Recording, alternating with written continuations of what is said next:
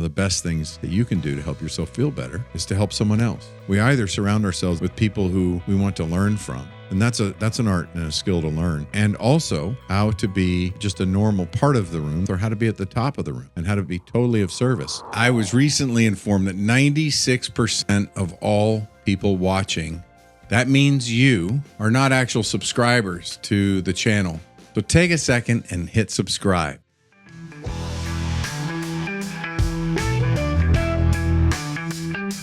Welcome to the Point with Jeff Spikes, the show about achieving goals, embracing growth, and finding your true path. And now, here's your host, Jeff Spikes. Welcome to The Point. This is your host, Jeff Spikes. You have given some great feedback, some questions, and a few questions have come back that were relatively the same. So they're along the same lines of a couple of people. And one of them, I was standing in a Lifetime and I'd met somebody there that I saw then a few weeks later and had said, wow, I listened to your podcast. And at first, there was no feedback. I thought, let's just let it sit there. But then as conversation went on, there was a question that came up. It just so happens that I had seen a DM. Someone had DM'd me with another question. So thank you. You know who you are that sent the DM. A few of you that are clients had some similar questions. So it seemed like a good time.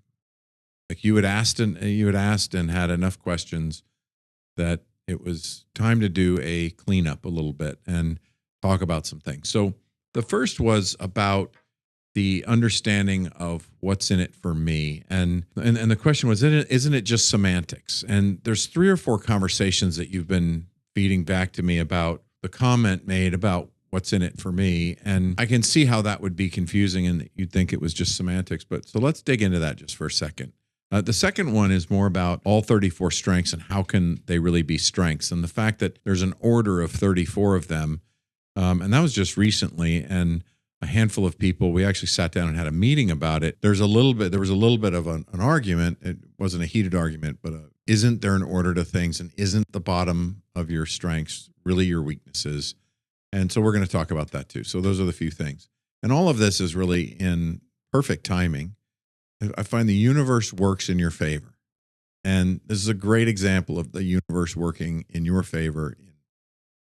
Really nice because starting next week, you're going to be able to walk through a 3 to 4 month process of closing out the year as strong as possible, considering everything up to now, thinking about what goals have you nailed down and just you're really proud of, you have a great sense of accomplishment, and what goals you still have yet to hit or that you'd really like to exceed. Maybe you've hit something, but you have an opportunity to exceed it in a really epic way.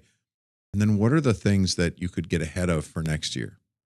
Because of the things that the goals you've hit, what are the things you can excel and take further so that you hit the ground running? One of the concepts around this is how to never need a New Year's resolution again. So if you enjoy New Year's resolutions and it's fun, it can be fun to have a game of setting a resolution and see how long it lasts, but it's been proven not to be a really successful way of making change, and especially sustained change. However, really successful way is to close something while you're starting something, right? So you can close, and we do that with daily routines. You close out your day in a way that sets you up for the new day. The argument can be made that you start the day the night before when you go to sleep. The only reason that you start the day at whatever time you wake up is because that's the construct you're living in. But what if the day started right before you close your eyes? Because all of that sleep you're getting, all of that restoration is there to set you up for the following day. Optimizing that time and space with how you close out a day and start a new one, meaning you go to sleep in preparation, can really make a significant shift in your life. So we're going to talk about some ways of doing that, not just with your day, but with the year. For many of you, there's a different fiscal year than there is a physical year, of course, but we're talking about regardless of how you may run a business or regardless of how the company that you work with may have a different fiscal year, you're still closing out a calendar year, and still some great benefit to that, regardless of where the fiscal. Let's get into the what's in it for me.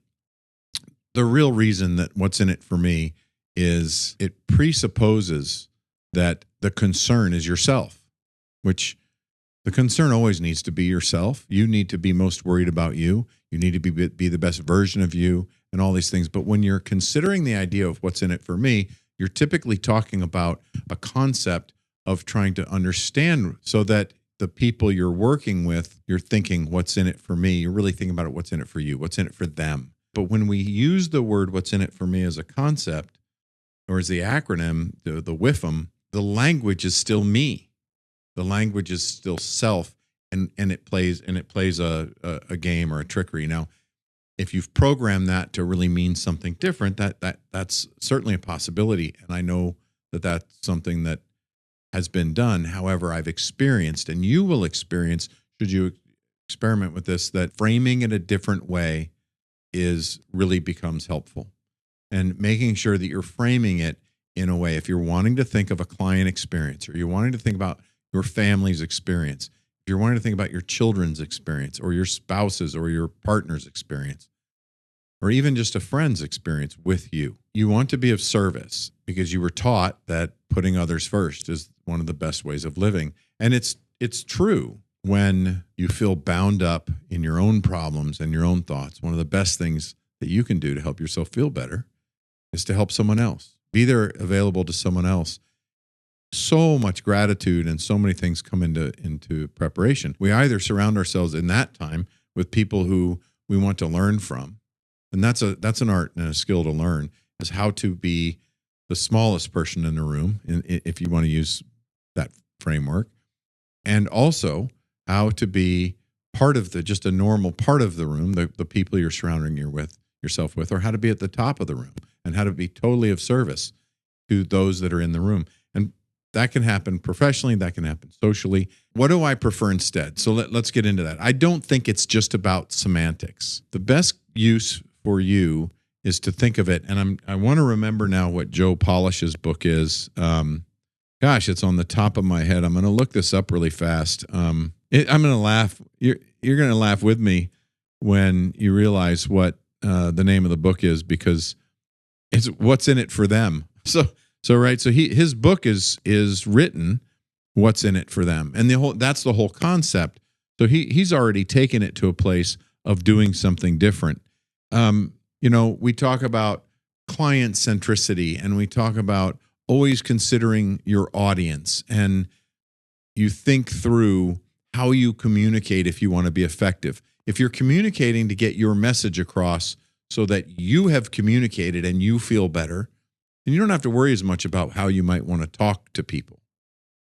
But if you want to communicate to them and consider your audience because you want them to absorb an idea, a concept, or a feeling, then to not consider your audience is missing the boat. You're then leaving it up to chance that they absorb and get what you need. So, however, if you get to know your audience, if you gain an understanding in who you're speaking to, then that works. So, if that clears it up for you, I'm happy and I'm enthused. If you want even more on that, we can go deeper and we can start pulling up a comparison of the other terms and other ways of using this that's a little bit more modern and up to date. Part of the idea and where that came from was a conversation about some of the ways that you were taught things that aren't necessarily the most optimal way to think of it. And that might have been a nuance, but it certainly captured some attention. The idea is that you're able to walk away with just a different understanding. And if you have already programmed yourself to believe that the what's in it for me already means that you're concerned with everyone else, there may not be a need to reconsider that. However, it does presuppose that what you're really thinking about is what do you get out of a situation. So moving on to that next thing that you asked for, and let's go back to the notes here. Okay, so you had also asked about the 34 strengths all being strengths. Why isn't the 34 weakest? So the natural human tendency is to consider a list of 1 to 34 as either 1 or 34 being the best, right? If you try and scale something from 1 to 10, and if you try and do that with a group, it's almost inevitable that one of the people in your group is going to say, well, wait a minute, what is 1 the best or is 10 the best? So, because you want to be number 1, or is 10 the best? And, if you hit 100%, you're doing great. You're number 1. So there are some differences of how people just automatically think about that. And it's interesting to consider. So it's a natural human consideration. It's a natural human tendency to say, okay, 34 is the least of my strengths. And that may be true and it may not be true. And let's go through that for a second. There's a list for a reason. In strengths, we're talking about CliftonStrengths, we're talking about a very specific science of how we show up to achieve something, to succeed, to get something, to accomplish something and get something done. And that could be on the smallest scale of even setting a new routine in your life, or it could be on a much larger scale of picking the best career and aligning your strengths with what you want in life. One of the arguments that came across is, look, there's colleges and universities that have strengths listed with what strengths you have that gives you the potential for the best career. And belief, for an example, which shows up in people high in belief might want to look at a life of service as a pastor or a minister or a chaplain or in that realm, a therapist. There's a lot of places that we might say you could lean towards in that. Just because we can look at strengths and understand on a societal level that sets you up for to be an easier, softer landing as a career is one thing. It doesn't mean that that's what you're limited to. So that's the answer to the first question. Just because there is a framework that colleges and universities have used that are strengths campuses, CliftonStrengths campuses, doesn't mean that that's what you're limited to. In many organizations where I always ask the same question. So if you've met me, you know that the same question gets asked every time. Tell me about your experience with CliftonStrengths. What do you like about it? What do you dislike about it? What works for you? What doesn't work for you? Just what's your experience? There are some really good comments that you've said to me, right?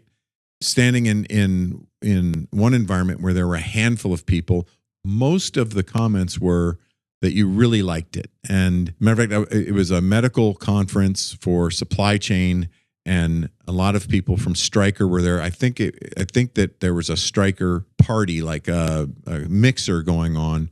I was invited to it by a client that was in supply chain, and I went with them, and we were standing there, and a lot of Stryker people were there.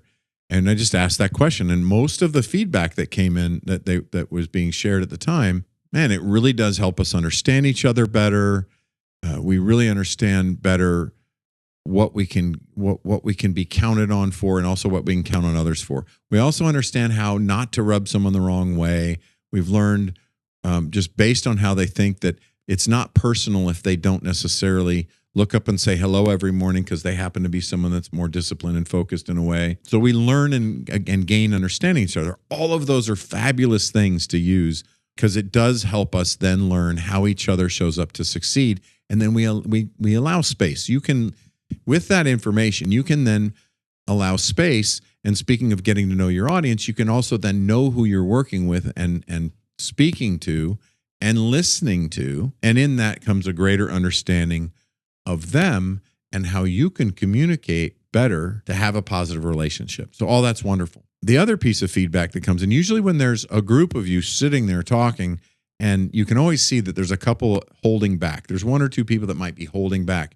And it's usually because they're having a different experience. Now, when the question just gets asked one-on-one, you may have an entirely different story because there's not the pressure of needing to stay positive and support the culture of the company. And it's a little bit more intimate. And what I hear most one-on-one, too many people use it as an excuse to be who they are. The question always comes right back, well, tell me more about that. What does that look like for you? And what have you experienced that makes that your perception? And of course, it's your experience. So we validate it. I validate that's your experience. There's no right or wrong in an experience. But what we do learn is that people will say, someone says that they're disciplined and they're responsible, and those are their strength themes, and they're futuristic, And those are just a few examples that I've heard lately. And so therefore, they're now responsible for getting out of their lane and doing things that are in my lane, and I don't like that. So that's what one person's feedback was, that somebody is overly responsible to things that's not what they're supposed to be. And there are environments where culturally having a certain strength, a lot of people get hired that have at least one of these strength themes. They all seem to share it. I've been in environments where, and some of you are listeners and know what I'm talking about, that there's a few environments where empathy is really high in the community. And so that's a common theme. It's very common for a lot of people that have empathy high on the list to say, why would we curb that? It's so great in us. Another one that's been experienced frequently is achiever is high in a large group of people.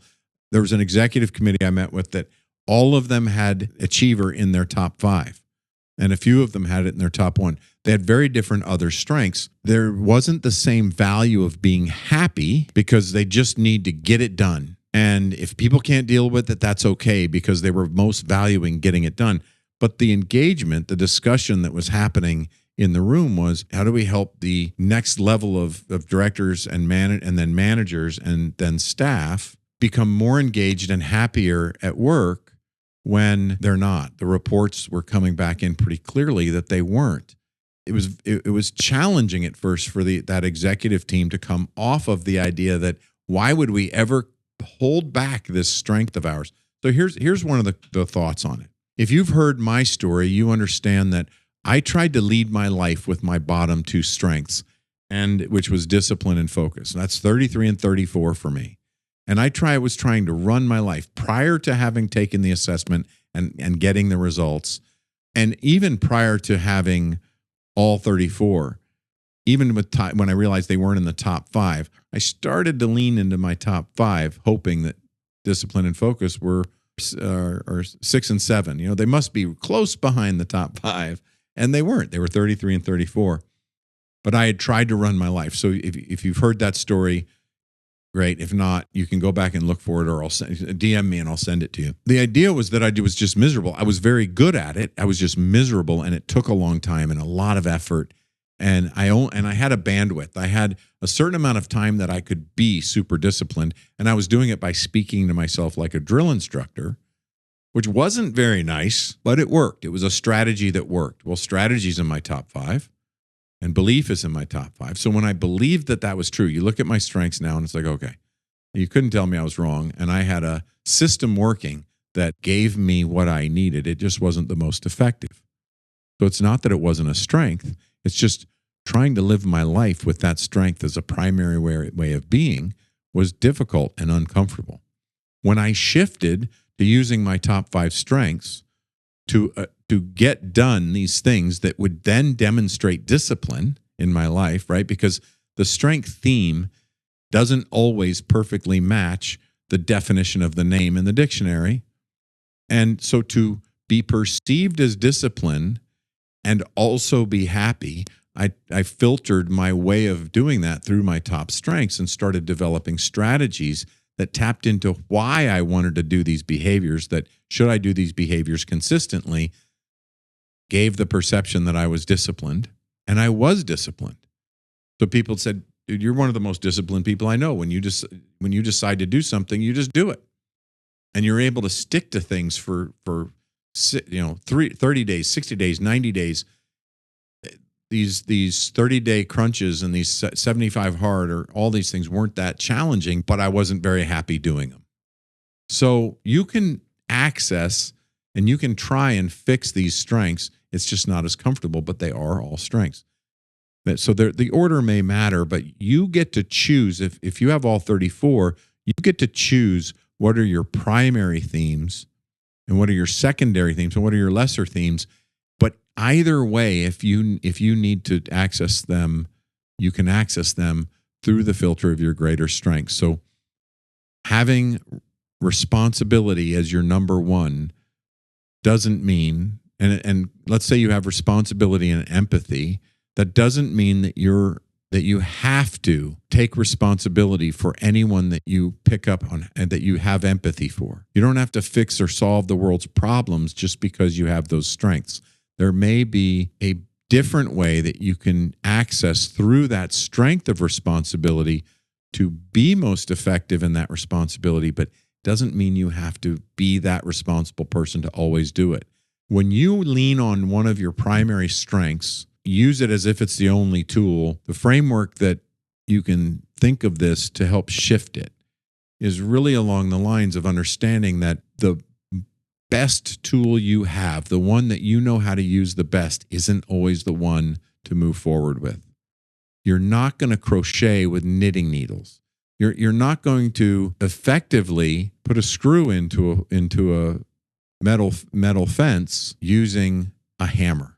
Bringing out the right tool in yourself to get the job done is important. So understanding when to use the right tool is important. When you give the best of yourself everywhere, you can devalue yourself. But when you give the best of yourself where it's most valued, now you're really in a sense of flow, and you don't and won't have any experiences of feeling undervalued or underappreciated.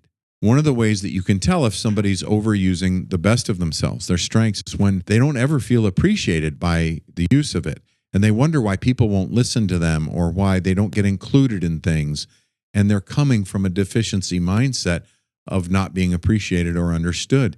It's usually because, and you can almost count on this, that the best of them is just being used in a way where it's not as valued as this sacred gift that they've been given. Part of the framework of strengths is helping you understand you were wired in a way that's special to you and unique to you, and getting to understand that and sharing that with others is one of the most a very intimate thing. Intimate in the way of vulnerability and really getting to know people, and then understanding that when you use your strengths in a place, in an environment, and in a way where it's always valued, you will then grow, create an abundance of positive feelings and of self-esteem and of value. You'll know that you're valued. There won't be any doubt in your mind. It can help curb the sensations and feelings of having an overinflated ego or overcompensating. If you know anyone that's doing that, there's ways to address that. That should answer your questions on the top 34 strengths. As you got to hear in the beginning of this episode, really look forward to the next 3 months. You're going to get to go on a journey where you really consider what's happening. You're really going to be able to sit strong in the moment and sit in a level of peace and do a brief inventory of what's happened in the past year and what your goals were and what are you being intentional with. How do you close this year strong that opens up the next year in a really powerful way? If you're already practicing the daily routines, if you're already designing strengths and you're in strengths mastery, this is a really exciting time of year. And if you're not, and you want to sign up and join for that, take a look at the link. If you're in YouTube, it's there. DM me if you're in a podcast, listening to this on a podcast. Get a hold of me. Go to jeffspikes.com. It'll take you to a page where you can log in and get to Designing Strengths. You can sign up for the book and get a session, and then if included at an extremely reasonable price, get involved, and then you can go through a deeper process of really looking at the best of yourself and getting a full evaluation of your strengths, and then looking at how do you live intentionally, and you can close out the year and start a new one in the norm. Now, just like everything else we talk about, we practice in a small time frame so that we're great in a big time frame, and we create the big time frame so that we know what to practice in the small time frame. And that is the design of leveraging your behaviors so that you can get stronger and better in everything that you do.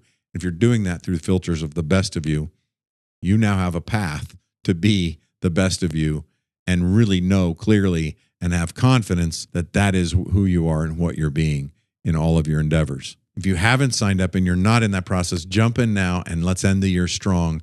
And more importantly, let's start 2025 even stronger And more importantly, again, let's get you into a place where you are so confidently living in the moment, because the rest is working itself out based on how you've designed your life. With that, we're going to peace out. Have a beautiful week. Love to all. I'll see you next time. Thank you for joining us for another amazing episode of The Point with me, Jeff Spikes. Please visit jeffspikes.com for everything you would need to know to engage with me offline. And lastly, thank you for your time, your attention, and your consideration. This is The Point.